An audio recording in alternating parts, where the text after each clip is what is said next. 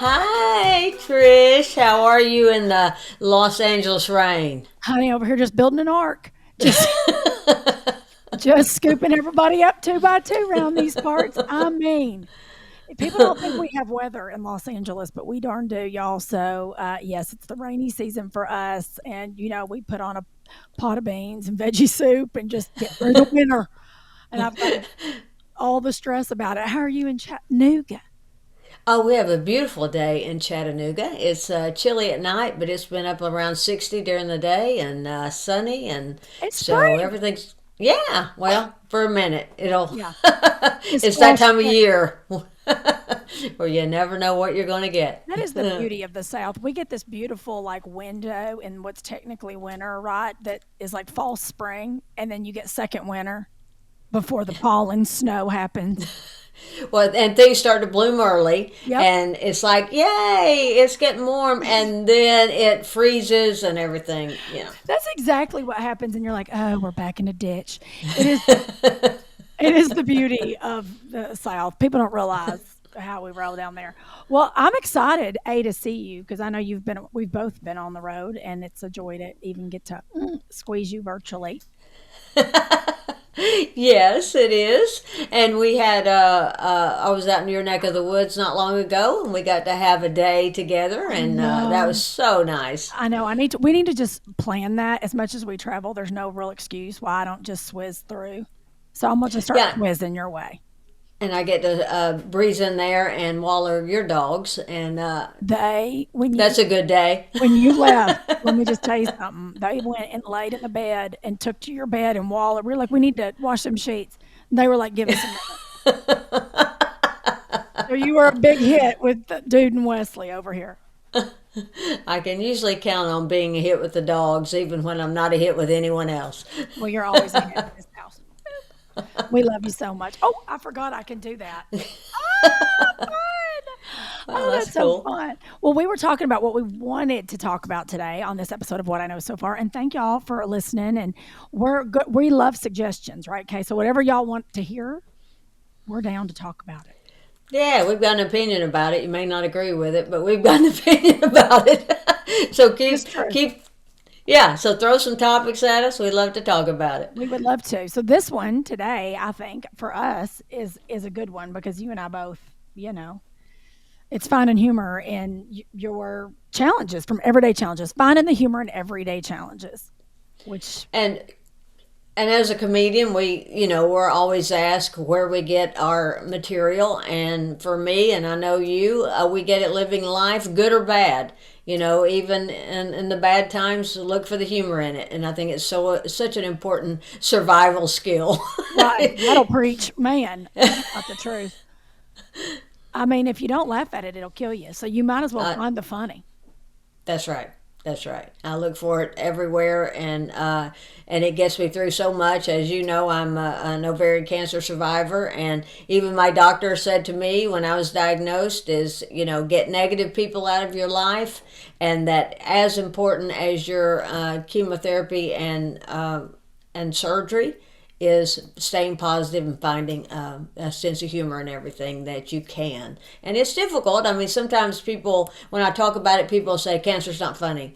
And I'm really sorry for people who can't find levity in life's challenges, because it's a coping skill that really does help us survive, I think. Well, and I think that's why they do say laughter is the best medicine.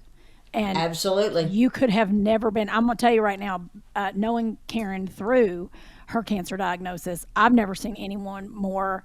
And it wasn't false positivity or toxic positivity either. You were genuinely as joyful a human as I know you to be. And I'm like, aren't you aggravated? I was even looking for, because I'm pretty positive, and I was like, okay, it's okay. You can be salty about something. You're like, you know what? I'm good. And I was like, I am a hateful heifer. Like, you really did give me a place to go. Where else in my life can I look for the joy? And so I think that was and I'm also so thrilled I made the cut. Like, when you cut out negative people, I'm so happy I did. Yes, you did. I And mean, I and that this episode is not about friendship, but let me say this: when you have to understand in a comedy for comedians, getting a comedy nap and having that time, that ritual before time to go on stage is so important to getting ready for your show. And I was bald. And Yes. I had no eyebrows, no eyelashes. Trish helped me find a wig, number one, because I'd ordered one online. I ordered the Jamie Lee Curtis Pixie, and what they sent me made me look like Joe Pesci from My Cousin Betty. I mean, it was horrible. And so Forgot about this. No, this is a true story. When we were, was it Kissimmee? Where were we? We were somewhere wild. Ocala, I think. Ocala, Florida. Yeah. And you took me to a wig store and you helped me find just the right wig for my pea head. She has the tiniest Perrin Mills has the tiniest baby head. And I was like, do y'all have a toddler wig? Because I didn't, and I meant that genuinely, like as a pageant. My mama was in pageants. I wasn't saying, wasn't saying nasty mess about babies needing wigs. But pageant babies, mamas do throw, y'all know, they throw wigs or hair falls on pageant babies that are tiny. So I thought, let's get Karen a little baby tiny pageant wig. And we're in Ocala, Florida, and we find it. And then we had to go find the hair salon to style it. You remember that? Yes. Kay. And you told her what to do and got me. I did not want Kay looking like Shirley Temple / Jean Benet. I wanted it to be Kay cute, and she did a great job. She did a great job. And the point I was making before was that for your time, for you to get ready for a show, Trish goes and takes an hour early to get ready for a show, and that's like a day for a comedian to cut that out of her pre-show, and so she could take the time to do my brows and my lashes and do all the things so that I felt good going on stage, and that meant so much to me. It really did. Well, honey, I do it 1,000,000 times over, and praise God we don't have to. But yeah, I'll always lay a lash for you, Kay. And I'd return the favor, but I can't even lay a lash on it. You'd have it up on my brows. Yeah, you look like you'd been attacked by a pipe cleaner or something. I mean, I just can't even do it. Well, I'll tell y'all, this is a sad fact. Growing up in the funeral home, I can do anybody else's makeup but my own. That's why I need the hour, because I'm awake and sitting upright. And I'm not being funny. If somebody's laid down and their eyes closed, no problem. I can make you look gorgeous, darling. But when someone is awake and moving, I'm like, so I don't even know how to put lashes on myself. It's embarrassing. But somebody else, lay down, take a nap, I'll make you look darling. But humor was such an important part of going through that whole cancer journey, and it doesn't matter what the challenge is, everybody's got something. That's right. And we all have to try to navigate life through humor, I believe. I mean, that's your best shot. If that ain't the truth, honey, I'm telling you right now, if I think about all the things, you don't realize how much life you've accumulated with somebody until you go back. Like you just saying that, that seems like a blip on the radar, and I'm grateful that such a big, serious, and I'm not making any light of what a cancer journey was, because it really, but I mean, so grateful that you treated it as a season and not your entire story, and we get you forever. I'm just willing that to be. I'm gonna make you a vampire. I'll have you around to 175 if I get my way. But that we get to look back at that and that be a joyful laugh of what that was. You know what I mean? That just to think about how fun that was, having to go get you a wig, and how you looked at it with great joy. And I was tickled because I was like, oh, we're making Kay a beauty queen. This is happening. Like I was on Team Do. And I think that's a huge part of finding that joy and that levity no matter what. Well, and I think that is a big part of it too, is that, and it wasn't really an attempt. I don't know what this is, but I really did look at it as a season. You know, when my doctor told me that it was cancer, my first response was, okay, what's the quickest way out of it? Let's get there, because I wasn't going to sit in the disease. I wanted to move through it and get back to life. So, and everyone's situation is different, but I think when you're focusing on still focusing on what's to come, the good that's to come. It Mm. allows you to find humor in the situations. Okay, I love like really speak on that because I think no matter what you're going through, right? Like you said, it doesn't have Oh, to yeah. be cancer, but that is such a beautiful way to. My new word for 2024, 2023 was thrive. I'm going to thrive. I'm going to be better. My word for 2024 is reframe.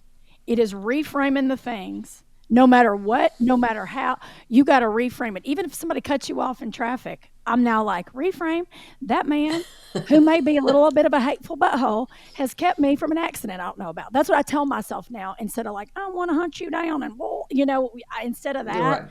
everything is a reframe. And what you just said beautifully is the ultimate reframe to me. I'm not ready to be anywhere else. I've got a life to do. What's the plan? Reframe. Like you weren't about to sit and stew in it, and you didn't.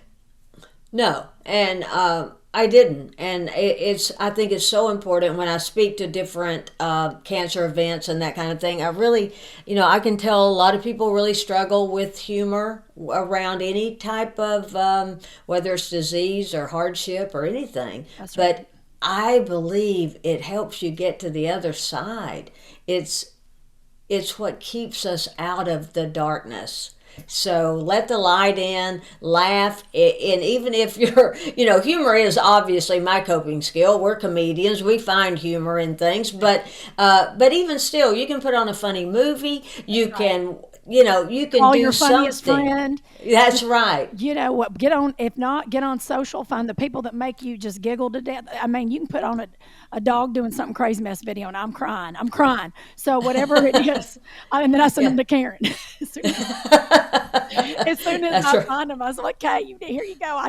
You can always tell when I'm on social. Karen's phone probably lights up with like 30 Trish, and it's some dog doing something I'm crying laughing over. But But it comes that back to you have to participate in your own life and your own outcome, be your own advocate, and participate in what's not what's happening to you, but how you're reframing what's happening. And that's so cliche to say it's not what happens to you, it's how you handle it, but really and truly it is. yeah, no one's responsible for you but you, and that's why I usually say, like today, it's crying. It's crying here. God's crying. Anyway, can you tell my internal state from all this rain?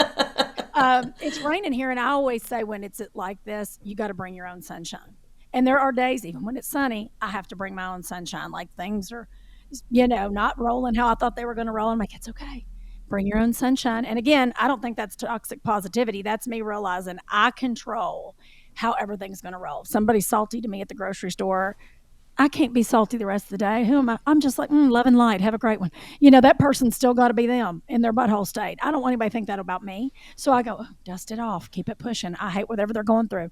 Hope it comes out better for them. And I literally just kind of physically, I'm wiping myself, y'all. Like I literally dust it off. Like I know that sounds crazy. I've gotten in my car and dusted myself off. Like, ooh, that energy. That might be weird hoodoo voodoo. I don't know what it is, but it's my like I've got to shake that off in the words of Taylor Swift. Because I'm not going to let it interfere with how I want to be the rest of the day. And by the way, that can also be your own family because I love my mom will listen to this eventually. Probably not because she didn't really pay attention to what I do, but my mama. My mama, I love her to death. There are people you have to love from afar because they just they get in their own way. And so I love my mom so much. Karen, I've talked about this. My mom's aware. Y'all, anything I say on here about my mom, I've done said to her face. So don't be like, you should really talk to your mom. Don't worry. Don't worry. Your girl has said all this to this, and she's aware. And some people just get in their own way, and you don't love them less, but you learn not to let their ways get in and seep into you because we're all sponges. So you got to watch what seeps into your daily world. Love her to pieces. Some days I don't like her. It's taken me a lot of therapy and dollars to say that. But I'll tell you, I was telling Kay this story because it's just funny to me. And again, I was raised in a funeral home, so please understand our odd, dark sense of humor. So I've had dark humor since a small child. My mom calls me out of the clear blue, out of nowhere, and she never calls. She's a texter, my mama, and she goes, "Hey, listen, you might want to go have your blood done. I have a very rare blood disease that can throw a blood clot and kill you at any time." I said, "Mother." Are you being funny? She goes, Patricia, why would I be funny about that? I'm like, okay. What is it? And it's this weird, I'm going to get it wrong. It's like factor Lytle. I don't know. But when I told the doctor, she almost came unglued and then was calm at the same time. And I asked my mom, I said, how long have you known that you had this? She said, 15 years. 15 years. I could have been in a grocery store and just threw. So I go, okay, I'm going to call the doctor immediately, which I did, had my blood work ran. Thank you, Lord. It is not hereditarily in me, so I don't have it. My mom has it on both sides of her family. Okay, so it was extra double for her. And I said, okay, Mom, I don't have it. She said, well, aren't you lucky? I said, well, I guess so.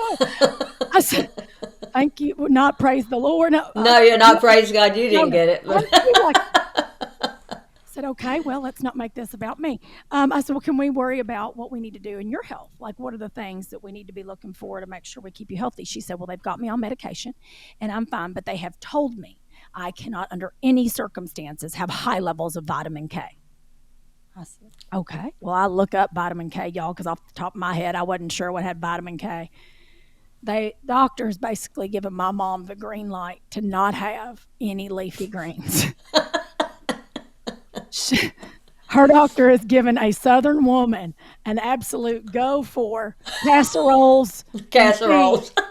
And fireworks are going off because my gosh, y'all, casseroles and cheese is what my mom is like. Now I got to stay away from the spinach and the kale. It can kill you.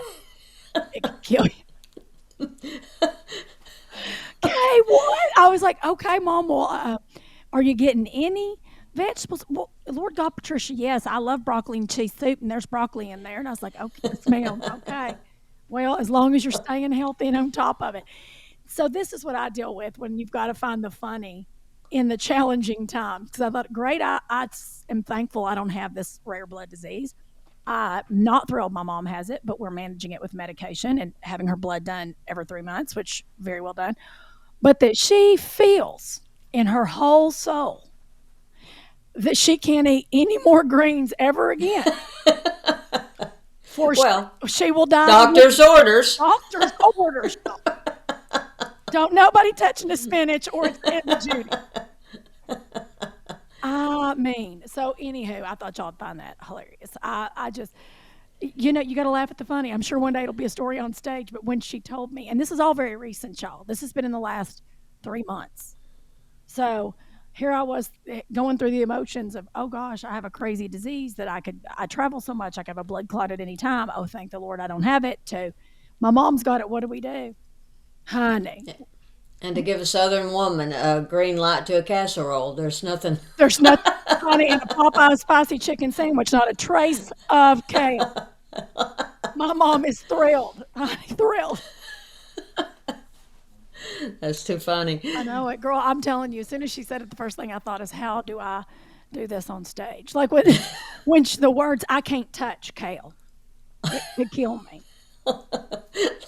Yeah, like this is the diet I really wanted to be on, but now what do Yeah, you do? I mean, the Blue Zones had some kind of idea, but now we got the Appalachian, no, Appalachian zone. Appalachian Zone full of Reese's peanut butter cups and casseroles. My mom loves a Reese's peanut butter cup. She thinks it's, technically a protein. Yeah, protein with that peanut butter, yeah. I understand that thinking. Look, I'm not mad at her. I'm allergic to dairy. If there was a dairy-free version, I would pop those like vitamins. Not mad at that. Not mad at that at all. Oh my Lord.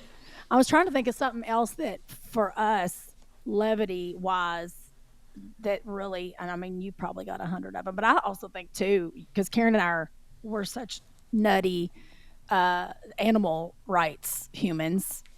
Karen's probably a little more psychopathic about it. I'm praying to get to that level. Karen and I both have a unnatural. It's not unnatural. It's motherly, like I birthed it. All Oh, yeah. animals, I want them free. I mean, to the point that when I was married to my first husband, we were in Mexico and we got married, and the property we got married at took us to this in the middle of the ocean, like kind of like a water park for like an aquarium. but it was in the ocean in Mexico. So fences were put in the ocean floor to keep the animals, like they were pens, but they were physically in salt water, right? Yeah. Bizarre, right? And so other animals would come and swim close and like cry to the other animals. And I didn't know this. They took us out there and I flipped out, y'all. These people must have thought we've got some PETA heifer. I didn't know what I was going to. If you told me, I'd have said, no, thank you. Please don't take me here, right? And so my ex-husband, I mean, he's my ex for a reason because I know it. Jace, my current husband, would have been like, let's go back. Let's rent us a boat. I'll get a scuba gear. We'll go down there and cut that fence. Like my husband now would been like, let's do this. I was this one little dolphin was in there by itself, pitiful, and the other dolphins were out there crying. And I was like, y'all are horrible people. This is a Oh, mess. Okay, to the point that I get all these people worked up on the platform that were like, and people were like, we're leaving and refused to give money because I was like, can y'all not hear? And so these guys were cussing me in Spanish. And I was like, oh my Lord, I might be fed to the cartel. Like I just realized what I was causing after the fact. And I thought, and this, it's not that it's necessarily funny, it's just that level of care. Because I was like, no one's talking, but it's closed down now. And I went back to Mexico. oh, That, that makes me feel so much that was the better point. because I feel like, I was getting in a hole already, and yeah, oh, you understand. So I had called about it. I'd reported it. I was that person. Y'all, I turn into, hold your breath, Karen. I do turn into a Karen. Let's speak to the manager when it comes to animal advocacy. I will immediately go, hey, I'm here to speak to whoever because they don't have a voice. So, I proudly own my Karen when it comes to animals. Now, all the rest preach, of the Karen. time, but that's what I mean. If I did not look for humor in life situations, I would be in the bed with the covers over my head because of things like that. And we talked about this earlier, sometimes you feel like if you can't do everything, you just get overwhelmed to do anything. But you have to do what you can. And I know you Something. do every time you call, you rescue. I do the same thing. We try to, I you donate know, where I can to everyone that I can. And I know yeah. that gets overwhelming. I mean, overwhelming. I drive. Okay, we travel. Here's my other thing I do. We travel so much in hotels, and I'm so OCD. I have to use my own toiletries. It's fine. Of course. Of course I do. But I take the I toiletries, do too. obviously, and then I'm right. I do Of too. course, darling. And if and I have some obviously in my guest bath in case y'all need some. So if you're over, you're welcome. But I make little Ziploc bags, and then I keep them in my car if I see someone on the road that's unhoused and I'll just put stuff in there. And I buy a bunch of washcloths on Amazon, and so I have washcloths and toiletries and gum and travel toothbrushes, and I'll just be like, hey. And so when I'm driving, there's like I have a little organizer in my front seat, and I keep a bunch in there. And so when I see people, I'm like, I don't necessarily have money to donate, but you know, I stayed at a Darlin AC hotel last night, and this lotion is good. And I know it's cold right now, and you have dry hands. Would you like some of this? And I'll say 90% of the time, people are so thankful that I even gave a care kit. Some have been a little salty, like, no, I wanted cash. And I was like, Yeah. I do too. Trust me, I do. But this is what I have to offer today. And I will say, genuinely, 90% of the time, people are like, thank you. Like, Grateful. people don't think about that. But that's the little things I know I can do to bring, and I love seeing the smile. First couple of times I ever did it, I never thought about the smile, and I got it from, what was that charity that Leanne Morgan, one of our dear friends, she does a thing in Knoxville, Tennessee, where Care care cuts. cuts. Thank you. And years ago, I mean, this has been forever ago. We were on the road, and she came and knocked on my door, and she's like, Trish, hand me all your toiletries. And I was like, what? And she's like, I need them all. She's like, well, we've got to go do haircuts tomorrow. And I was like, what? And then she told me what it was and how sweet. And they go and like give haircuts and beard trims to people that are unhoused around the Knoxville area. And I was like, that is so sweet. And then they give them little care packages. And I was like, well, I've never seen any of that in LA. So, and mind you, I also did raid the cart at that particular hotel for Leanne. She's like, thank you. I was up there stuffing. But it went to a good cause. So sorry, Yes, it did. Marriott chain. You paid it forward. How many times I've left them behind? You're welcome. Okay, it was even. But I handed them to Leanne. I was like, there you go. And then I was like, you know what? I'm just going to start doing this in LA for what I can do. Like you just said, it's overwhelming the things we can't do. But how gorgeous if it's just one little act that you can do that you are offering help the way you can.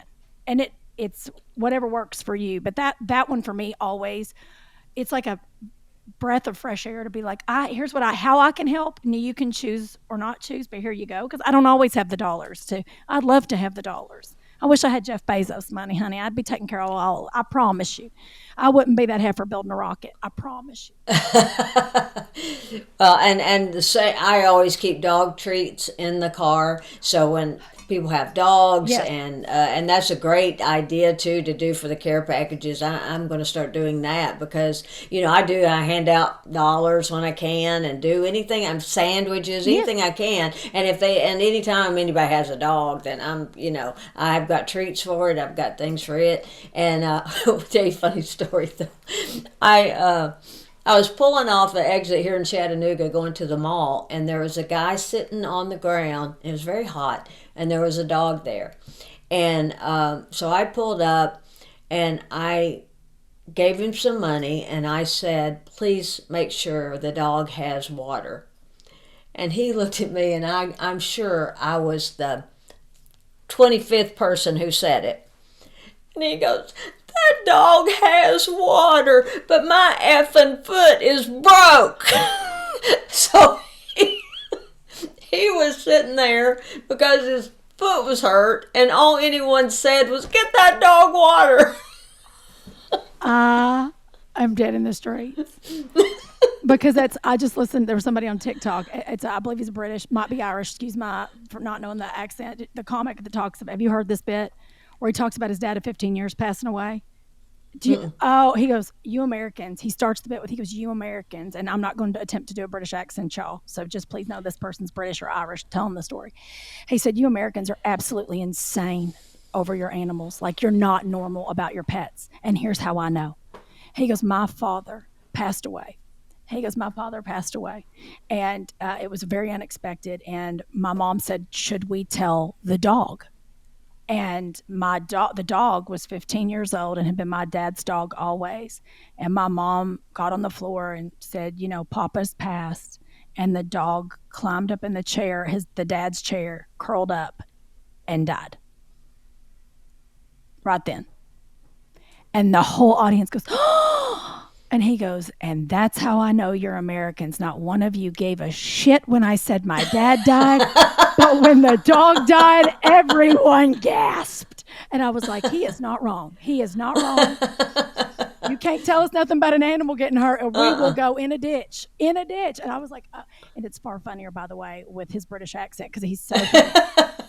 The British, they give bad news. Like, so funny. Like, oh my, yeah, like the worst news in the world. Like, my father untimely, it's my horrible British. He was like, untimely died. And he just sits there and like lets it hang. But when he said about the dog dying, I was like, oh, I gasped with the audience. I was like, oh my Lord. And he was like, and that's where you're Americans. No one gave a shit about my father. Well, I'm that person that, not going to watch the movie if the dog dies. Like if grandma can get hit by a bus and I'm fine, because that's like, oh, they're acting. But for some reason, it's like the dog is really dying. Yes. I mean, it's not logical, really. No. These are trained animals. They're trained animals. But I can't take it. That animal's not hurt in any way. And we're like, you people are horrible. That's why you're my people, Kay. A long list of reasons. That's why you're my people. Reasons I love you. Oh, yes, Lord. Back at you, honey. I have too much fun. I want to ask, too, for you, what is the thing that you're working on finding joy in that maybe you don't have as much about it as you'd like? Is that... What is the thing? Now tell me that again. Sure, like the thing you're trying to find, let me find the fun in it, or the funny in it, or the like levity in it. Because like for me, it's about working out. I don't know. I'm having this real aversion right now to working out, so I'm trying to do things to make it more fun, so I enjoy working out. And I've always loved, I'm a very fitness, nutrition minded human, but for whatever Yes. reason, lately I'm in this season of like, everything feels like building a railroad, like everything. Like even if I take the dogs for a walk, I'm like, oh, and I'm sure it's hormonal or something. Yay, perimenopause, if anybody's on the way. I'm trying to keep the cheese from sliding off the cracker, y'all.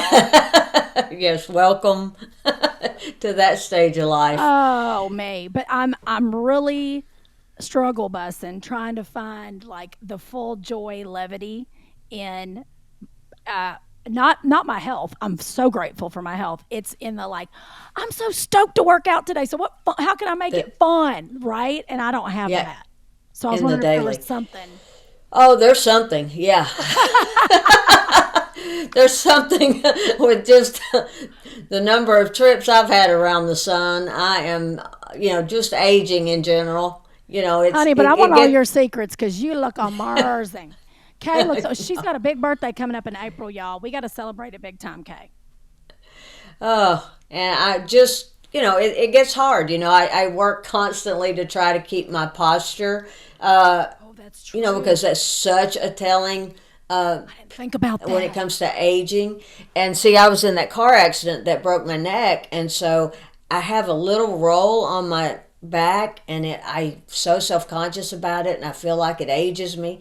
And so I'm always working on my posture. And I heard Jane Fonda say that, how Oh, fabulous she looks in her 80s. And she said, it's posture. You start seeing somebody bent, their oh, shoulders that's not so. back. Yeah, it's huge. And balance is huge. Physical therapy after my accident, the physical therapist said, how often do you march? And I said, huh? He What? said, he said, how So often do you bizarre. march? And I said, well, I think about the last time was seventh grade, maybe, when my mom told me to march back to my room, finish my homework. I mean, I don't march. And he said, it's huge. He said, high knees, and you should march every day, and because balance is huge for aging. And so I march every day, and I pull my shoulders back Yes. I saw you and do march all at the same time. that. Can you please video that? I I want you will. to give us a tutorial of that. Because I'm all about if I can kill two birds with one stone and take less time doing it. Isn't So, that isn't that the truth? If I can do anything, if I can multitask, especially health, I mean, in the mornings, y'all, we need to do a whole other episode on how morning routines and how we keep it together on the road because I get asked that a lot. I'm sure you uh-huh. do too because we it's not a normal life we live, but it's super fun. And you have to find again the joy in that, but it's taking care of yourself or the cheese slides off that cracker, honey. I know. And so to answer the original question, I do a lot of humor on aging. I have to find the humor in it because I can't stop it. I don't, the alternative is not good. So, Nope, you've got to. I can't get in a hole about it. that's I've right. got to, I've got to find the light, find the levity, keep laughing about the things I can't change, Preach on it. and and just be thankful for another day. That's oh, Karen. I mean, that's exactly how we end this episode because that's so good. You just got to be thankful, find your own sunshine, and reframe, honey. That's the way we're rolling into this next chapter. It's a reframe. It's a bring your own sunshine, and you've got to find all the joy. Karen knows I refuse to say that I'm getting older. I say I'm getting more experience. Yes, I have a tremendous amount of Well, experience. you know what? Experience is your best teacher, and I'm tickled to be a very experienced individual. So I love learning from your experience and all of our great friends with experience. So I've loved this episode. This was a fun one. It was a fun episode. I just I realized my hope. husband put clutter. If y'all are watching this on YouTube or you're watching this on any visual platform, my husband put clutter in the corner next to my Dolly Parton picture, and I just saw it, and I want to cry. I'm sorry that y'all saw that. And Dolly doesn't want clutter. No, well, let me move it right now. My gosh, I feel so much better. Oh my gosh, I'm so sorry, Miss Dolly Parton. I also just found out the other day she thinks hoodies are tacky, so I guess I have to only wear them at home. She doesn't think they're outdoor wear. Oh. I just said they're like tacky, like you didn't try. And I'm like, oh my Lord. Because y'all know I love an Aviator Nation hoodie zip. I'm like, I can't leave the house in a hoodie ever again. Now I've got to rethink all my travel wear. Yeah, once Dolly says it. Yeah, once Dolly said, hey, it's the gospel by Dolly, and I'm not going to have her. And I say that like she's going to see me in the airport and be like, I was going to say hi, but you had a hoodie on. You tacky thing. Yeah, you tacky o thing. What's wrong with you? Well, I know we won't get into it this episode, but I want you to tell the Dolly story. We do have to, and I can't ever tell it without crying, so I will tell the story. I got to meet Dolly Parton. We'll leave you with that, and that will be an episode. And I don't know if it's Meet Your Idols or I think it's really, for me, it's Where Did We Come From? That might be a good, because Dolly's about 45 minutes away from where I'm from. I know we all love Dolly. Do not get me wrong. She's the mother. If she was on the ballot for president of the United States, is our only vibe. I think she'd win. She'd win. If Dolly just said, you know what, I'm younger than both these birds. Let me go on this ballot. Hey. Well, and Jeff Bezos gave her all that money because he knew she'd do the right thing with it. You know, and that's right there. That speaks volumes, y'all. Volumes. We had Dolly running this great nation. She'd bring harmony and unity, and dare I say, almost world peace. I'm not. She globally would be like, listen, everybody just have a giant glass of Act Right, and we're gonna get it together. Yeah. Ain't nothing this serious. I love everybody. Dolly could save the world if we gave her enough, space. So yes, I'll tell the Dolly story next time. But yes, we love y'all. If Karen, I love you. I need to see you sooner than every 2 months. I love you too, Trish. Always fun to talk to you, and love doing the podcast, and I hope people will follow and subscribe. And please leave us a 5-star review, and if you leave us a review that's sweet and kind, we'll read it. And we're working on merch so that y'all can get some fun merch, and then maybe if we read it, we can send you some. So that would be fun too. And do tell us any topics you'd like for us to talk about. We're all in. We'd love to know, and any guests you'd love to have on, because we're going to start doing guests. Another Dolly topic could be full circle moment too, because that was kind of a full circle. Yeah. Oh, that's a great one too. I mean, really, that's a great episode. See, we're coming up with episodes. You're all family, so we're spitballing with y'all. That's how we roll. No secrets here. We're not even going to edit it out. There you are. We love you, okay? I love you. I'll see you next time. Love you too. Stay dry. Oh, yeah. Whew. That's what I know so far.